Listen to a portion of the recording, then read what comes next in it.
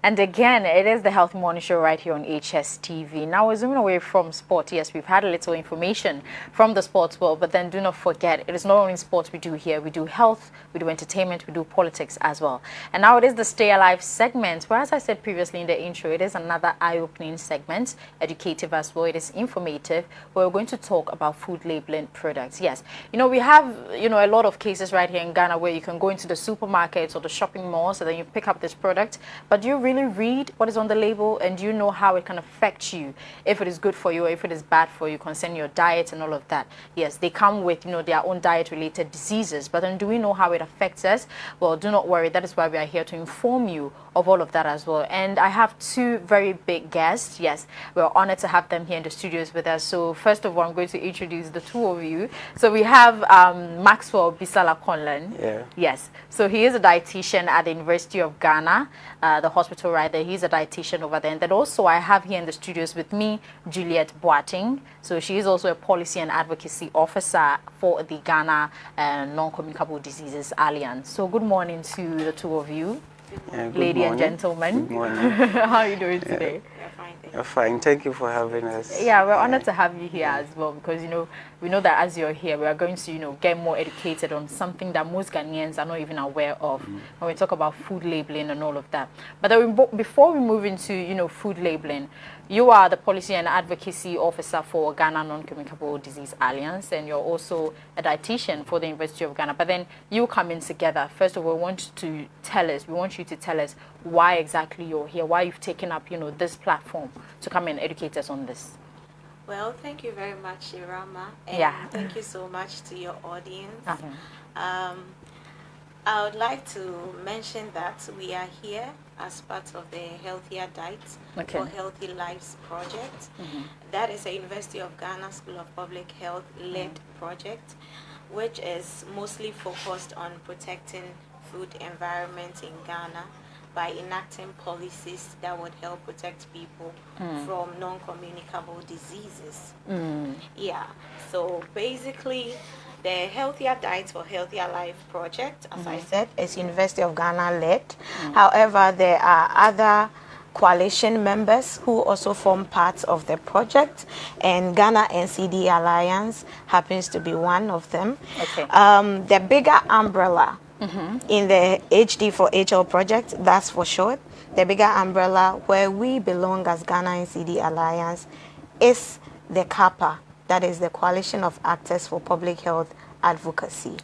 So we are part of CAPA, and CAPA is part of HD4HL. And Mr. Maxwell here happens to be part of the Ghana Academy of Nutrition and Dietetics, and they are also a member of the CAPA. So we are here because of the Healthier Diet for Healthy Lives project. Oh, okay. Mr. Maxwell, do you have anything to add up to? Yeah, so basically we are looking at how we can promote healthier diets because NCD prevalence is increasing.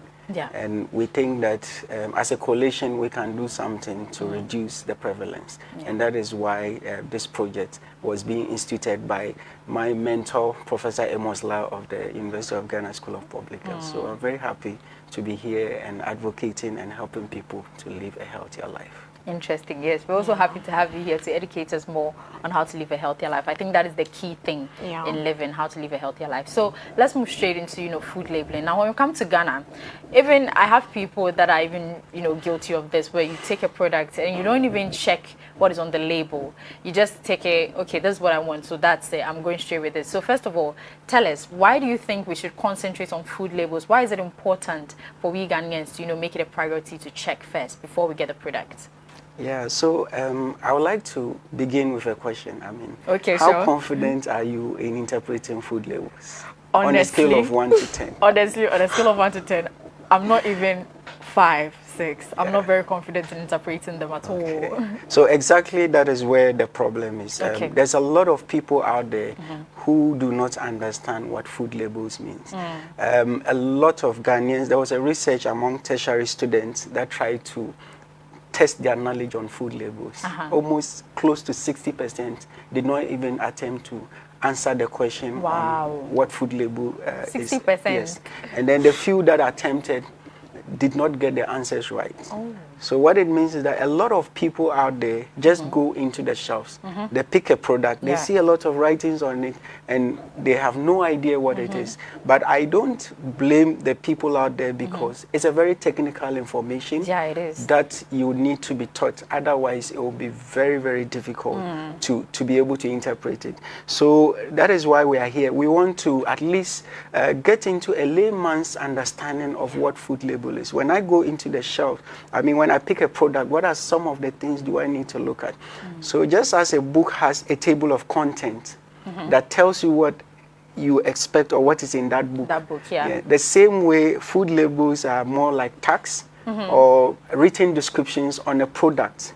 That it tells you exactly what it's in the product. Oh, okay. Yes, and as a consumer, you need to be interested in what you are eating. You can't just ingest anything and not know what is inside. And so food labels basically tries to tell you or communicate to you what is in that food. And that kind of help you to know whether what you are eating is healthier or not. So basically that is what food labels means. Now under the Public Health Act, that's section 148 Act 851, which was backed by Parliament in 2012. The FDA in Ghana is actually responsible for the regulation of food labels. Okay. So what it means is that every manufacturer, every company is supposed to have a food label on a product. If you fail to do that, that product will not be approved by the FDA. And so one of the things as a consumer you want to be careful is when you pick a product and there's no food label, then it means it's not been approved by FDA. Okay. And what it means is that when you take it at your own risk. So I would prefer that you take a product that has a food label on it. So it is a requirement, but some manufacturers still find a way and push their products into the market without having a food label on it. So, I mean, basically, the law is being enforced, but sometimes there are loopholes, you know. So, meaning that you cannot sell a product without a food label. It means that it goes in contravention to the Public Health Act. Okay. And if there's an issue of food poisoning, you can be arrested and be tried in court. Yeah. So that is what food labels tend to do. They try to protect the consumer. And once it will be going through FDA, then people will do due diligence to ensure that the food is safe. Okay, yeah, so that means the FDA is there to check, you know, if there are any poisonous substances in the product. In the product, yes. So they check that and check the nutrition facts as well to find out what the things you stated on the product, whether it is actually true or not. Wow. People can tell a lot of lies. They will tell you that this product is 100% natural. Just for it to sell on the market. Yes. Wow. So they just use their marketing gimmicks to get people to be interested in the product. But when you go in and you test the product, you see that there may be some harmful chemicals in it. Or even the label will tell you it's 5% fat, but when you check, it's about 20% fat, which is a deception to the public. And that is why food label is very, very important. So what it does, it helps the consumer to at least make healthier choices. So when we go into the indicators, you would understand that when you see a particular food product with a certain percentage of fat, then you should know that this particular food is not to be eaten. You know, if you have an allergy, the ingredients in the food label will help you know that I am not supposed to eat this food because the allergen that I am reactive to is in that ingredient list. And that is why it is important to look at. It helps in safety of the food, and it also helps you to align with your health goals. For instance, if you are someone who has blood pressure and you're asked to reduce your salt, I mean, one of the things you want to look at is the sodium content of the food label. And as we go into details, if you are taught to be able to interpret these things, it kind of helps you to be able to make the right choices. So it has a direct impact on your overall health. That's if you are always sensitive and always looking at the food labels. Interesting. I think we need a deeper understanding as to some of the terms they put on these labels, because some of them people do not really understand it, you know. So yeah, we're going to get to that, but then before that, let me come to you, Madam Juliet. So tell me, in Ghana, I don't know if, you know, we are really upholding to the policies we have concerning the food labeling and all of that. So why are you really concerned about Ghanaians, you know, making it effective in taking into considerations these food labeling policies? Well, I must say that the food choices in itself is not like the means to the end. there's the bigger picture of the whole intervention. Yeah. So actually, I'm personally very glad that we get to have this discussion in September. Okay, why is that in this Because 21st September is Universal Health Coverage Day. And when we speak of universal health coverage, I mean, it's not consequential that the UN is also holding a high-level meeting on UHC just in September again. So the bigger picture is the fact that we are looking at a Ghana where everyone has equal access to health care without being constrained by their financial means.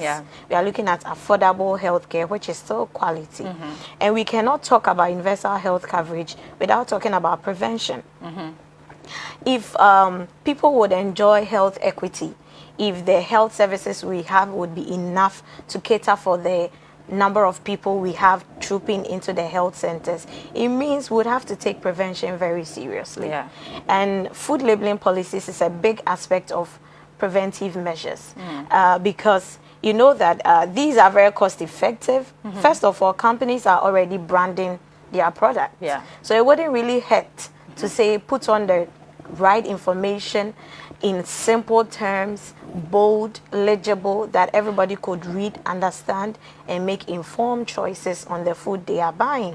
So for us, it's about the bigger picture, where we look at people having equal access to health care because people are more serious about being preventive in their food choices and people are more concerned about what they consume. There's a Ghanaian adage that says that it's either food becomes your medicine or medicine becomes your food. And so if we are looking at a world where health is equitable to all, we should be more focused on preventive measures. And in talking about that, we cannot talk about UHC without talking about non-communicable diseases. Okay, tell us more. We know today WHO is saying, and of course I believe it, 43% of the Ghanaian populace is dying due to NCDs. And that seems always with us. But when we say premature death, maybe it's more understandable because people are dying, leaving their families behind. People are spending wholesome amounts of money on drugs. They are avoiding to pay their children's school fees. It's huge. And so adopting food labeling policies, which are very cost effective, easy to implement, and has very effective turnovers in terms of its benefits, is something that government must be very much concerned about because the people of Ghana are counting on the government. In fact, the government owes the people of Ghana that right to have a healthy food environment, an environment that people are not restricted by what is available to choose, but they have an option where whatever is available to choose is healthy and has equal information that will inform their choices.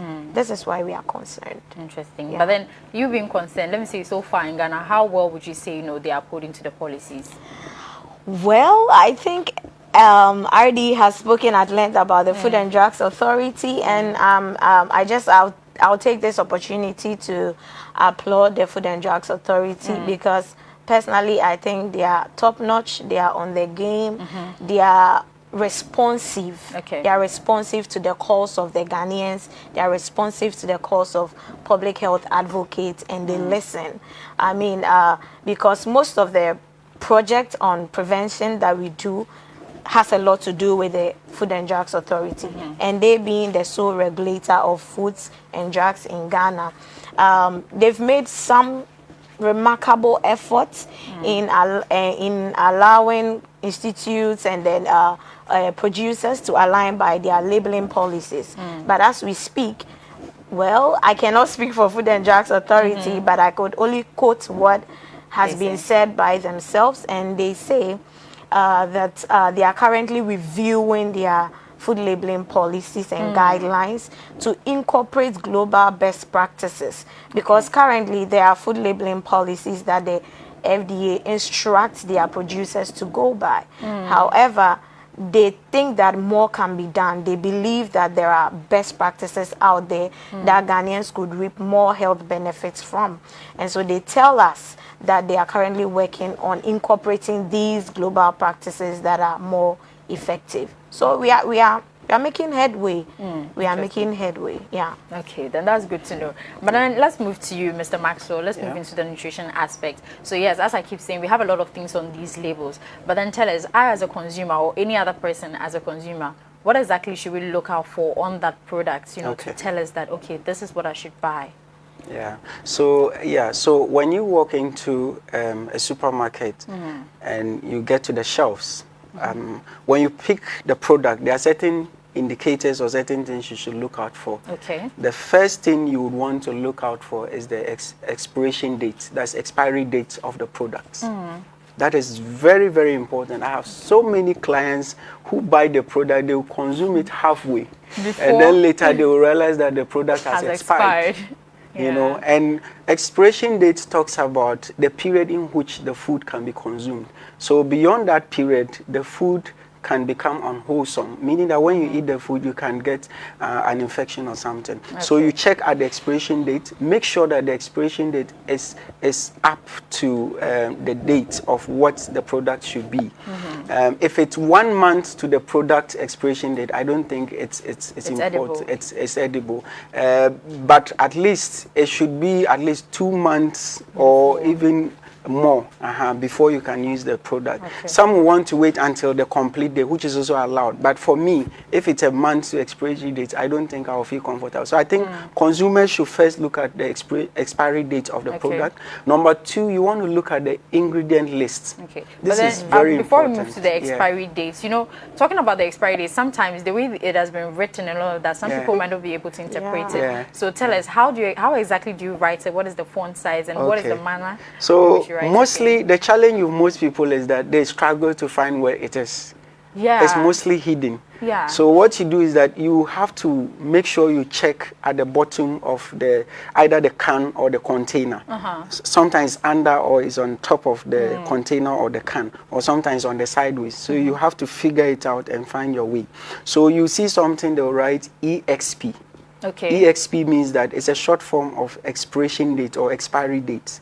Now under that you see a column. Then you have what we call the MGF. MGF means that manufacturing date. Or you have what we call BB, best before.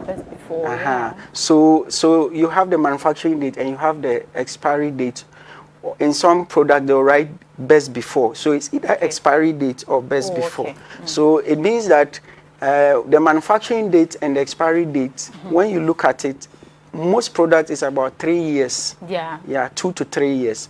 So, but you should be focusing not on you should focus on both. So you cannot have a manufacturing date that is lower than the expiry. It means something is wrong. So it should be earlier. So let's say if the manufacturing date is in January 2021, then you expect the expiration date to be in either 2023 or 2024. It can be less than the manufacturing date. So, but the most important thing you focus on is either the expiry date or the best before date. So if you see that it has already expired, the best thing is to avoid that product. So that's what you look out for. So is that an accurate font size as to how these manufacturers should do it? Well, there are regulations that tell how it's done. But you see, some people would just try to decrease the font size or even hide it because they don't want people. Sometimes it's not even visible. Yes, they don't want people to know. You know, so sometimes it's not even written in full. It's like the normal date you write. You see 09 stroke 01, then you see 21. That means that if you see 21 at the end, it means the year is 2021. Then when you see 08 or 07, it means it's in July. Then you can see maybe 01, it means it's in January. Okay, so maybe 1st January, then maybe if it's 01, that's in January.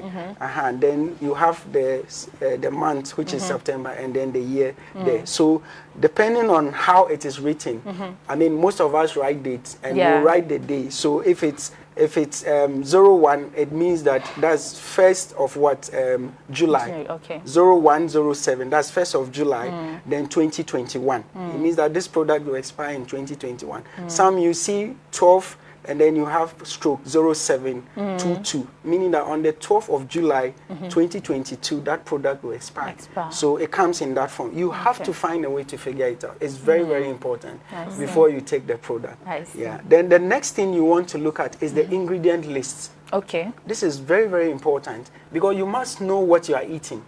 Because if I have a product and there's ingredient list and I have another product that does not have an ingredient list, I'll go with the product that has the ingredient list. Yeah. Why? Because as a consumer, I am concerned about my safety and I need to know what is inside.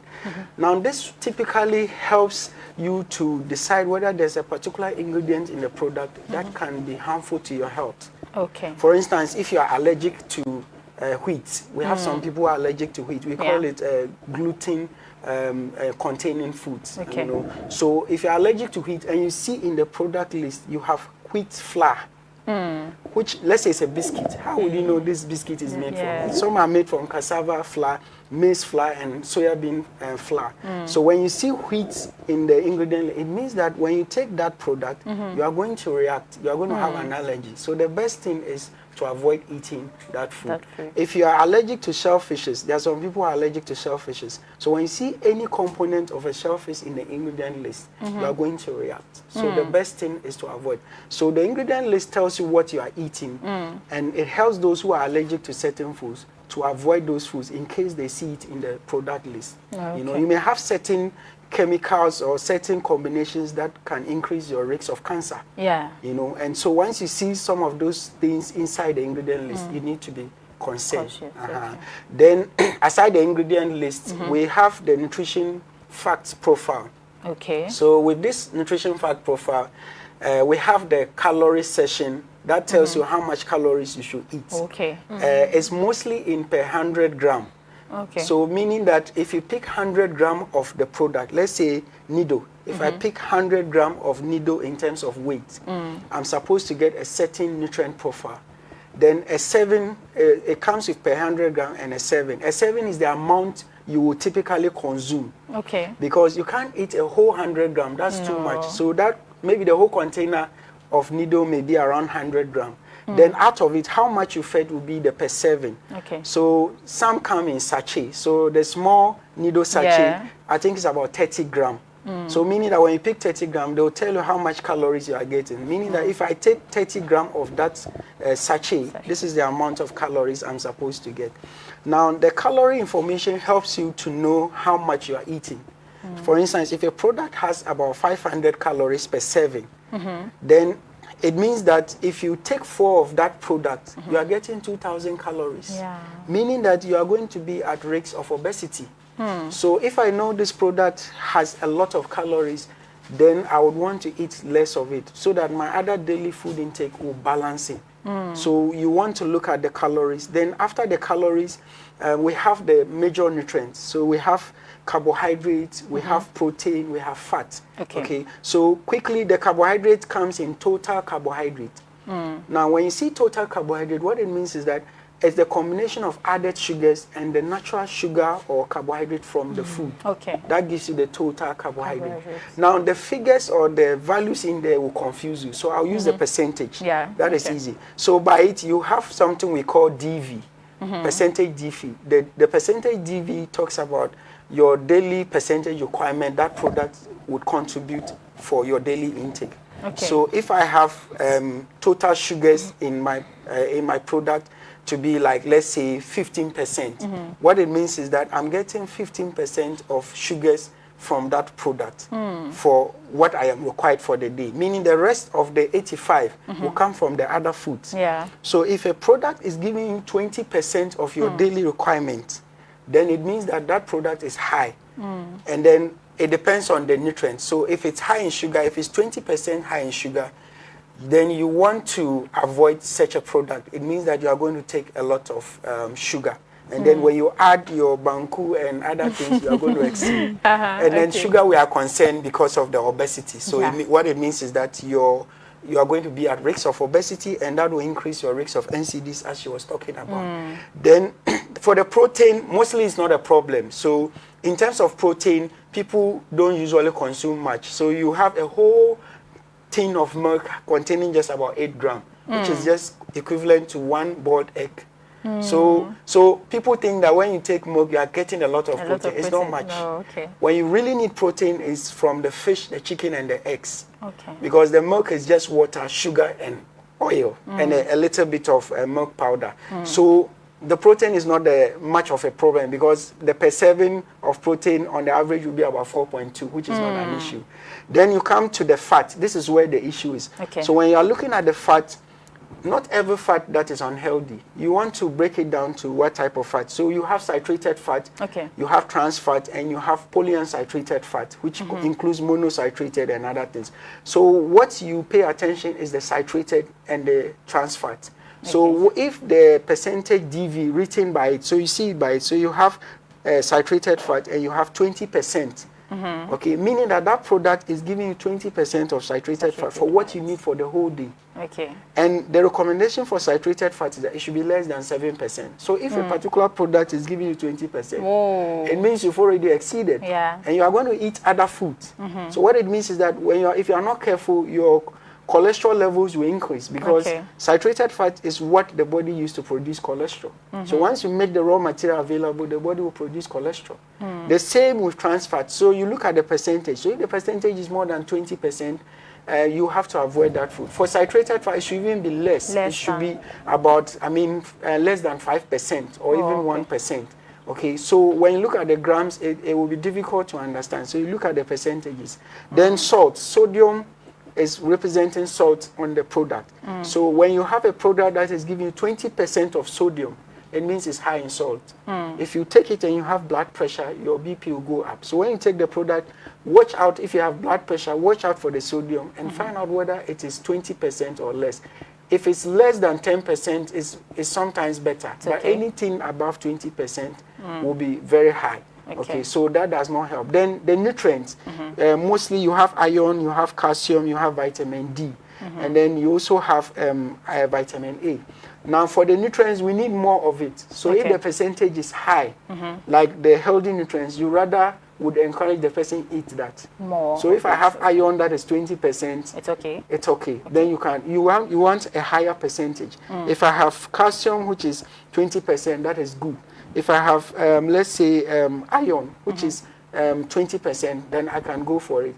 Now, if those values are less, then it's not good. It means it's not going to give you enough of the essential nutrients. Okay. So if it's a healthy nutrient, you need a higher percentage, and that is good. But if it's unhealthy nutrients, which is sugar, salt, and fat, higher percentage of 20% will become harmful to the body. So you see that food label can actually determine the outcome of your health. And that is where the Alliance for NCDs comes in. So we are trying to help people to be able to read the labels so that they can make the right choices that can have less impact on the outcome of their health. Okay. Yeah, so basically, these are the key things you look at. The expiration date, that's the expiry date. You look at the ingredient list. You look at the calories, the percentages in terms of the different nutrients. 20% means high. 5% means low.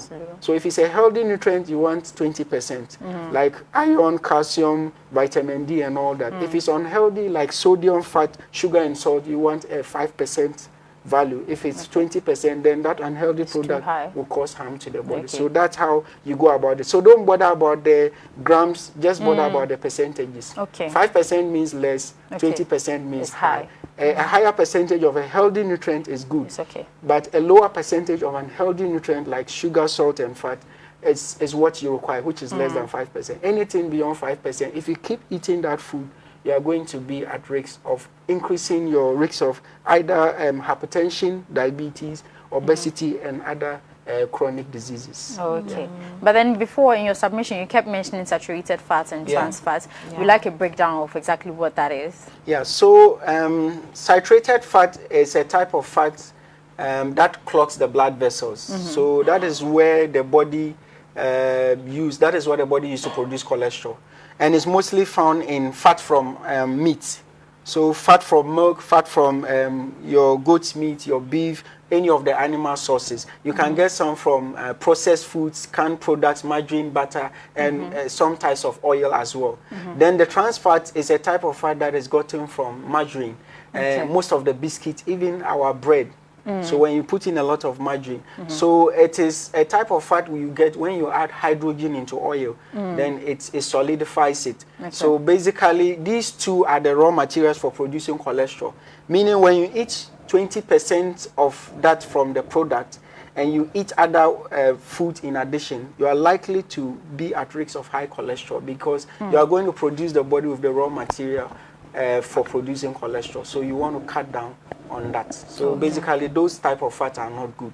But the ones that are good is the monocytrated, which comes from the nuts and seeds, and then the omega-3 and the omega-6 fatty acids. That one is found from sunflower, soya bean. You can get some from sesame seeds oil, canola oil, and then the oily fishes, your salmon, your tuna, and all that. You can get that kind of fat from those sources. So you should rather focus on the type of fat and not just the total fat, because the total fat is everything. But if in the product the saturated and trans fat is giving you 20% or even more than 10%, you should be careful with that food. Yeah. Okay, interesting. Now let's move to you, Madam Juliet. So, talking about the practices we have right here in Ghana concerning our food labeling policies, let me just know if there are any international practices that, Ghana's food labeling policies align with or we can imitate concerning internationally. Well, yes. So as I mentioned early on, currently the FDA has some policies with regards to the labeling, their labeling guidelines for their manufacturers. But I think I would more like focus on some of the pitfalls that globally have been frowned on, and then we see that locally is affecting people's ability to choose what is right for them to eat. So, for instance, RD has already spoken about the visibility of these details. Yeah, it's difficult to actually find them. Sometimes you are looking for the expiration date and you have to turn in the whole thing upside down. Before you find it. And sometimes you even find it and it's so faint. The choice of font, the choice of ink, it's faint than the name of the product. Yeah. So I mean, if we could invest a lot of our writing and designing into the actual profile models that we want on the food labels, for instance, descriptive of the ingredients written boldly, like the way the name of the product is written boldly, it will be easier for people to read. One other aspect of current labeling that I think also doesn't really align with global practices would be the how difficult it is for the unlettered to be familiar with. So, I mean, for some Ghanaians, they just wouldn't read because, for lack of a better word, they are unable to read. Yeah. So we think this our current practices do not benefit those who are unlettered. Yeah.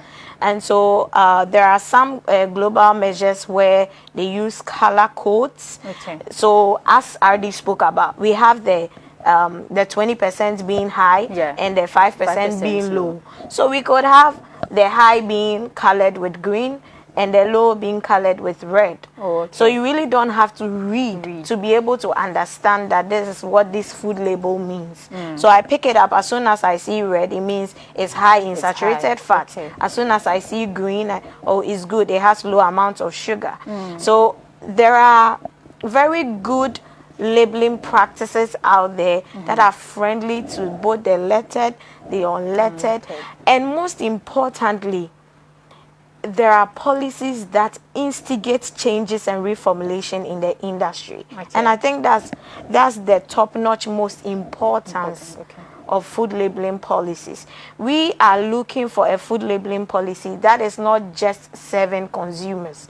We are looking at a food labeling policy that is also reinforcing the industry, the food and beverage industry, to also want to reformulate their procedures, their production.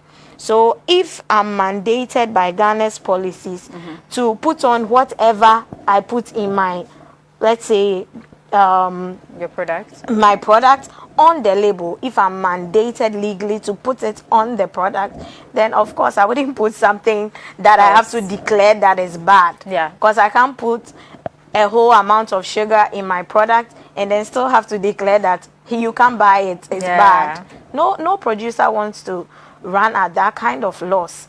And so we are looking for policies that will push the producers to say, because I have to abide by this policy, then I have to change my production, I have to change my recipe, just so I'm able to meet the requirements and put on a lot of greens on my label, and people get to assume my product as very effective. One may say, okay, so they could declare the product as green, whereas their recipe is red. There is a possibility for that. Oh, okay. But that is why we have the FDA. Okay. The FDA does not approve of products that have not been tested. So you bring your claims, and the FDA does well to test the product to see if your claims align with the indicators you have stated on your product. And so we public health advocates, honestly, we want to say that we are trusting the Ministry of Health, we are trusting the Food and Drugs Authority to actually be in the gap where we cannot be. We are trusting them to do this a lot for us, that as the product comes in, they are properly tested, properly approved, and whatever people go to the supermarkets to buy, they are sure that whatever is written on them is exactly what it contains. Yeah. Okay, interesting. So some of the policies that have been made already, how well would you say it is having an impact on the local food producers and all of that? Because as you said, I'm not sure a lot of manufacturers are even taking notes of these policies and stuff. So how well would you say these policies have made an impact on them? Well, it's good we are here today. It's part of the reason we are here, and I'm glad that RD has taken us through a lot of parameters to look out for when you are choosing. But on the average, most Ghanaians do not really, they just focus on the brand they want. Honestly, that's what I think. People focus on the brand that they want, and then when they go out there, maybe I want so and so brand, they just purchase it. They are not so particular about what it contains, and we have the understanding issue. People don't even understand if they choose to read. So if I don't understand, why should I even bother myself? I mean, yeah. So, and people choose based on preference, taste, cost. So people choose products sometimes not because they think it's healthy, but because that's what they can afford. Yeah, that's what is less expensive. But you see, that's where the food labeling comes in. If we have policies that force every producer to put in what is quality, we are not going to have disparity in terms of prices to the extent that people will be, I want to choose the less expensive one. People will have the prices at par because people are using equal quality products to make their products, and so the prices will be somewhat almost the same, and then people will get to choose what's available, which is equally healthy. Yeah. And to add to what he's saying, so it puts the consumer on the toes, because if I'm making a product and people are realizing that there's a lot of fat or sugar, you have some consumers who are now going back to review their product to reduce the sugar, the trans fat, and the saturated fat, which I talk about, just because they want to sell. So you realize that recently, carnation milk, initially there was different types. Now carnation milk is in the market because it's low fat. You know, we have other milks. Even Ideal had they had a low fat option which was green. So many companies are making available healthier options. Because if you don't do that by your food label, if someone who understands it would run away from your product. And so food labels tend to help the consumer to be responsible in terms of what he puts into the product. And I think that it's a very good thing and a win on the part of the consumer. Yes. And then talking about the labeling too, in certain jurisdictions, they use the color coding. But in Ghana, we are not there yet. Yeah. Oh, okay. So in Ghana, we are not yet there. No. We are still using the writing. Small. Yes. So in certain parts like Europe, they use color coding. So red means 20%. So you see the product 20%, and then it will be flagged red.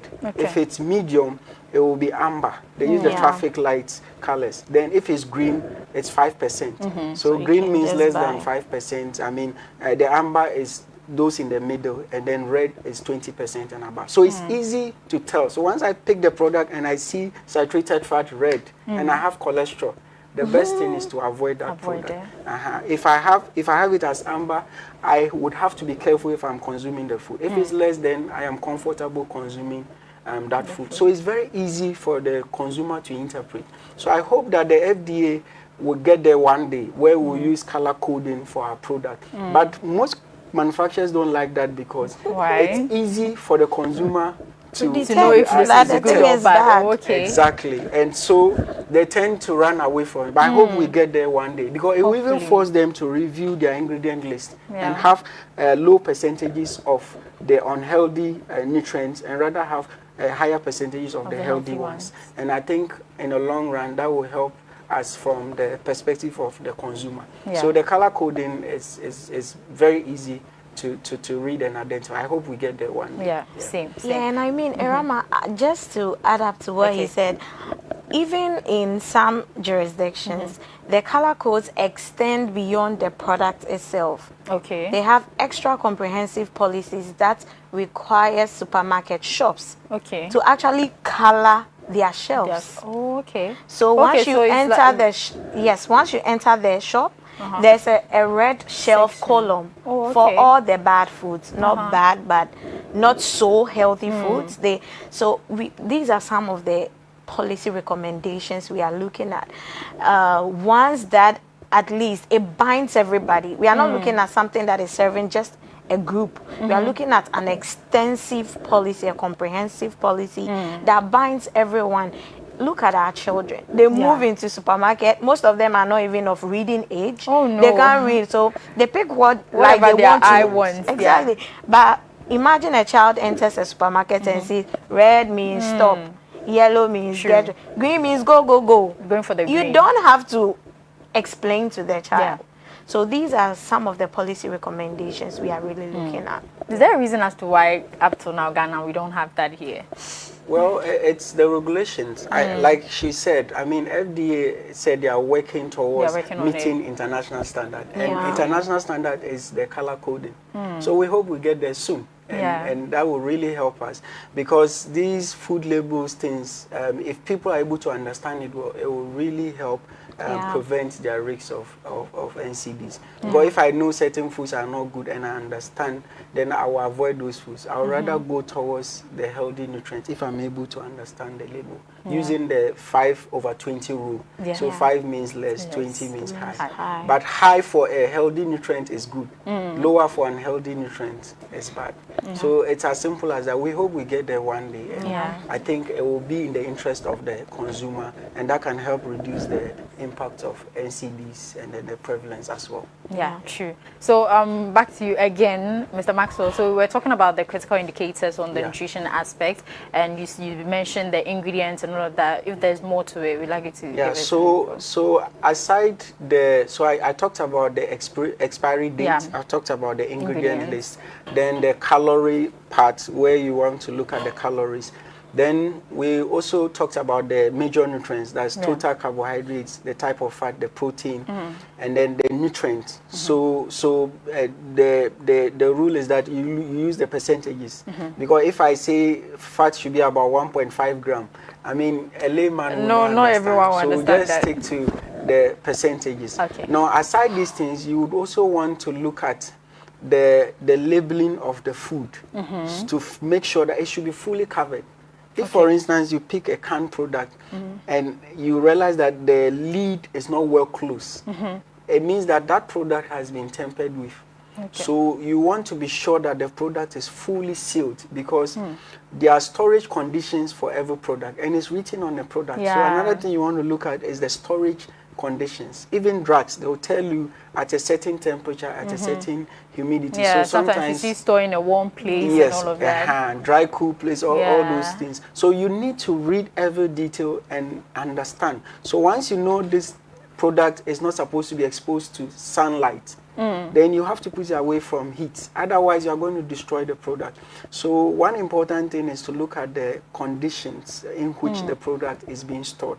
Then you look at the product itself and make sure that the covering is fully done. There shouldn't be any, the lid should not be so loose and all that, because when that happens, it means that the product has been tampered with now. So all these things put together is just to inform the consumer and help you to know what choices to make. Okay, because people tend to eat a lot of sugar, fat and salt because they don't even understand the figures on the labels. Okay, so per this discussion, now if you pick a product and you see sugar or added sugar to be 20%, you see saturated and trans fat, which is more than 20% or even let's say above 10%, then you pick salt and then the milligram of salt is around 400 milligrams. It means it's high. And then maybe the percentage will help. If it's 20%, it's now, high. yes. So there's a strong, relationship between salt intake and blood pressure. Okay. So if you are taking products that are 20% high in sodium, you are going to risk yourself of high blood pressure. The same with diabetes and sugar. So if you are taking product that has added sugars of more than 10%, 10% is medium. But let's say 20%, which is very high, you can risk getting diabetes. Then for the fat, if the percentage of trans fat is more than 20%, you can easily get high cholesterol. Now, high cholesterol, diabetes combined are the leading causes of kidney failure in Ghana as I'm talking to you. Wow. So when you see people having kidney problems, the kidneys will not just fail.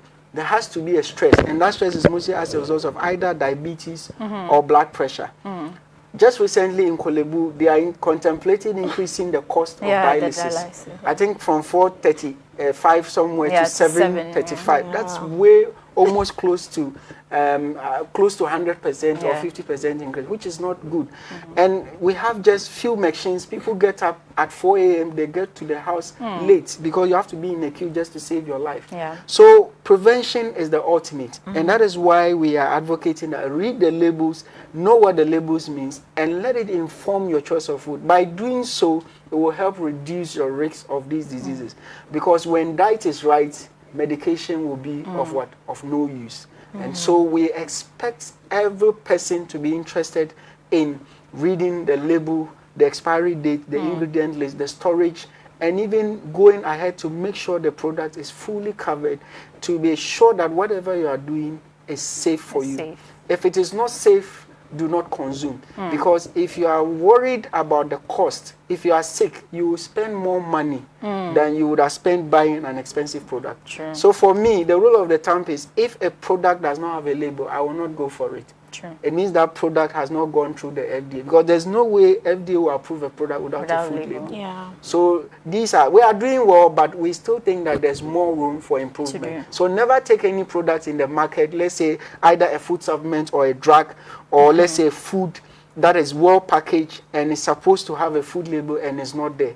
If it's not there, don't go for it. If it's normal food like our normal Winnie mix or maize powder, those ones fine. Once you are sure it's natural, fine. But if it's a constituted product in the industry and there's no food label on it, you don't have to go for that food. And sometimes it's written in some language. Yes, I was about to ask you that, because German, language, French, and all of that. So you ask yourself if it was produced here or it was imported. Or all of that. So it's supposed to have interpretations of both. So you have the French at the back, you have the English at the back. So the one that does not have both is not complying with the standards, because the standard is that you must have both, either French or English, or if it's Dutch language, you must have English attached. So if the product is just Dutch, then you may want to go online and type the product to find out whether you can get something in terms of the English versions. So that is very important. If you don't understand the language, make sure you turn the product where to see whether there's an English version of it, because that will really help. Because how do you interpret something in Dutch when you are not speaking that language? So that is some of the things that people are not doing and manufacturers are not doing. We think they should. We hope that we'll get to that point where every product in Ghana would have a food label, and it will really help us in terms of making the right choices, and that consequently will have impact on our overall health. Okay, so you're talking about how we can, understand the stuffs on the labels and all of that. Now, honestly, most of the things that is written on this label is very hard to understand. It's very technical, for a layman to understand. They have scientific names on it and all of that. So how are we going to easily be able to interpret that? Aside from the percentages and all of that, there are other stuffs on the label as well that are very difficult to understand. So how should a layman be able to interpret all of these scientific terms? Yeah, so I mean, there's mostly the milligram or the grams attached. Okay, so the grams and the milligrams goes the same way with the percentages. So if, for instance, trans fat should be 1.5 gram, okay, and then it's high.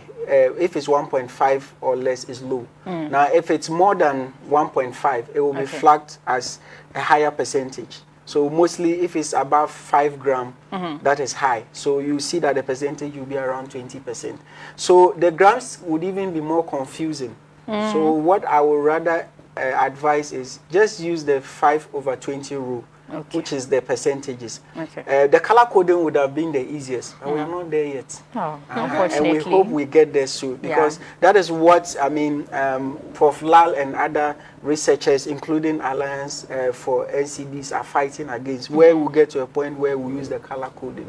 They are still fighting, and we hope that one day FDA will be able to enforce it. So I think basically the percentages would help, because if you go into the grams, it will even be more confusing.